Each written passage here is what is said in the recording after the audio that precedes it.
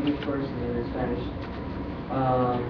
Because I want to tell you that we're going to broadcast this session and we're going to share this material with our students that speak mainly Spanish and with our partners in Latin America.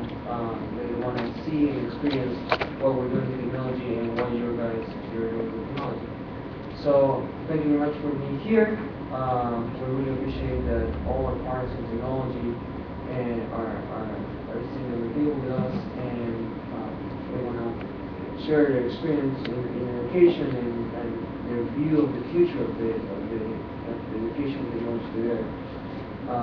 Muchas gracias por estar hoy día con nosotros en esta mesa redonda. Como les comentábamos, vamos a compartir esta sesión con nuestros estudiantes, con nuestros prospectos y con las universidades de Latinoamérica que tienen en partnership con nosotros. Y les queremos agradecer que vengan a compartir su experiencia en la educación con Innova College y ver hacia dónde va el futuro de la tecnología y este panel que tienen como tan estrecho con la tecnología. Sí. I also want to say thank you to our co-hosts in this session, Datacorp and Terramar, to help us put together this great opportunity. Y le quiero dar el agradecimiento a Datacorp y a Terramar como co-host de este evento para lograr poner todo este tipo de gente juntos en este día. Katie, she's our IT director of Innova College, and she had a set of questions that she wants to share with all of you, and she can give you more details about how we want to run this table at the beginning and how we're going to get to there and share it. Okay, good morning and thank you for joining us. So basically how we're going to work today is that we're going to go around the table and every company is going to have an opportunity to introduce themselves and share some general information about their company and their role in the company. And then I have a question that I've worked up for each of you that after you introduce yourself you can address. So I guess we'll start here on my right with Richard. My name is Richard Moon. I'm from Sungard Higher Education. We are a large vendor of software and services in the higher education space. Our flagship product suite would be Banner and also Power Campus in terms of student information system. And we have various other systems that complement that student information system. And recently we, just this past year, started to work on what we call a mobile connection, which is a framework, a community-driven framework for providing mobile application capabilities to access not only our student information system, but basically any system related to the higher education world. Okay, so my question actually touches on your mobile connection application. So as you know, we are a user of your Power Campus and self-service module products. And many of our students today are requesting to access their administrative information, to make their payments online, to schedule their courses online, through their mobile devices, such as smartphones, iPads, that type of equipment. Can you tell us more about Sungard's mobile connection solution, and what percentage of your clients have adapted this solution, and what kind of experiences have they had? Also, what kind of training do you offer your clients on this framework? Okay. So it is a relatively new product for us. We started the development project back in June of last year. By September, we were reaching out to our customers to have them participate in the process, and we started having meetings with customers in the September timeframe. We had over 25 institutions, over 70 individuals participate in these bi-weekly meetings. So it was very much a collaboration between our customer community and our development team. In fact, the customers named the product. We had a couple of names in mind, and they told us why those names were all wrong. And so they helped us name the product. And in the October-November timeframe, we delivered preview drops to those customers.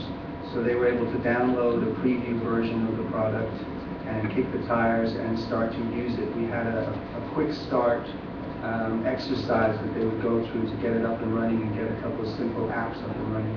And we got a lot of great feedback from that, and then we delivered in December 3rd.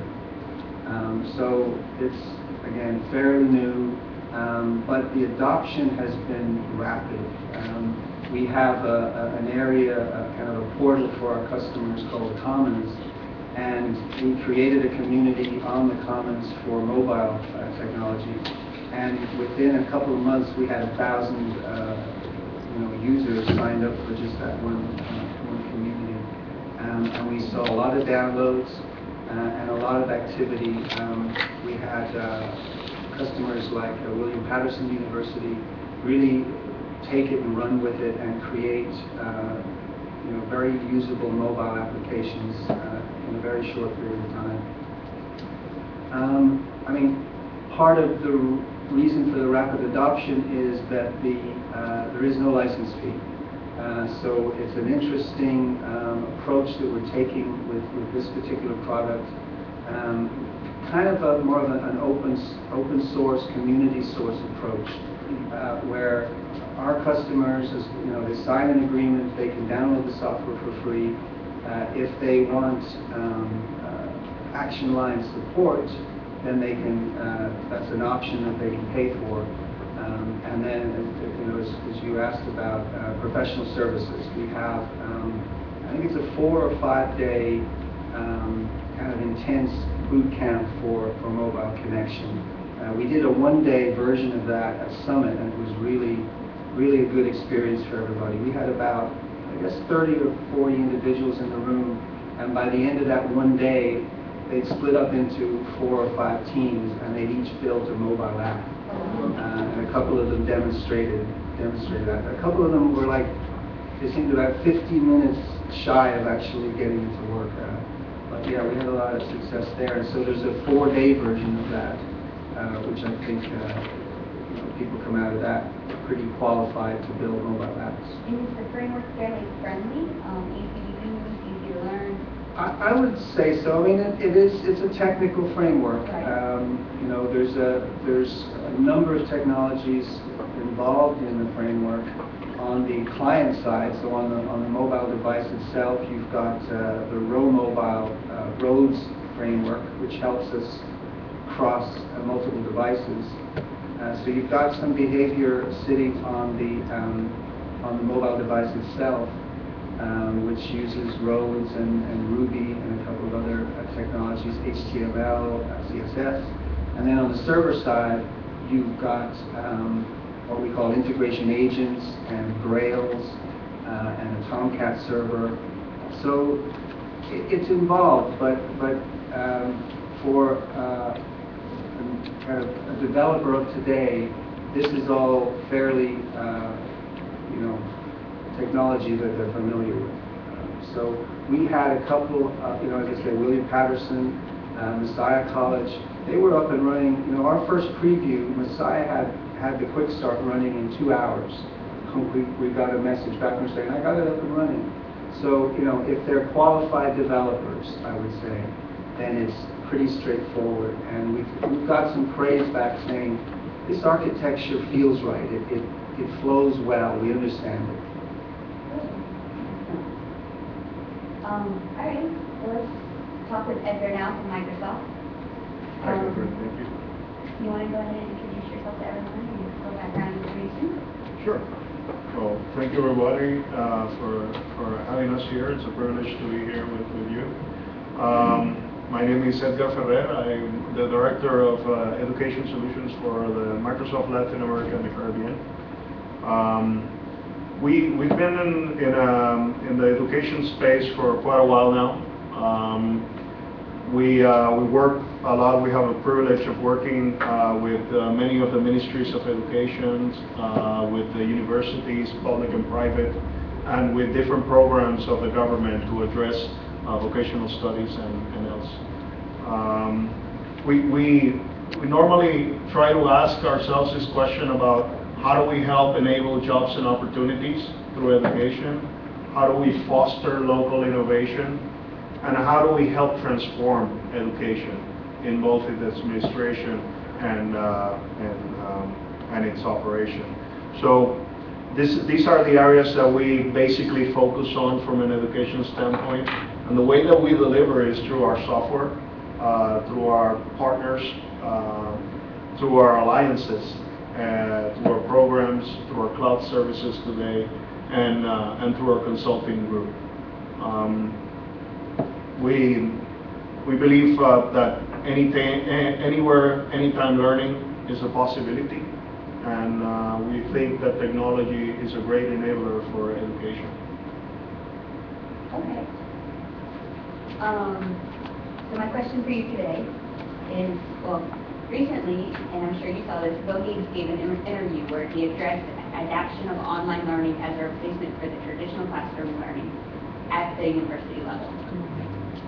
One of his arguments in favor of online learning was the ability to provide education to a large mass of learners at a much reduced cost.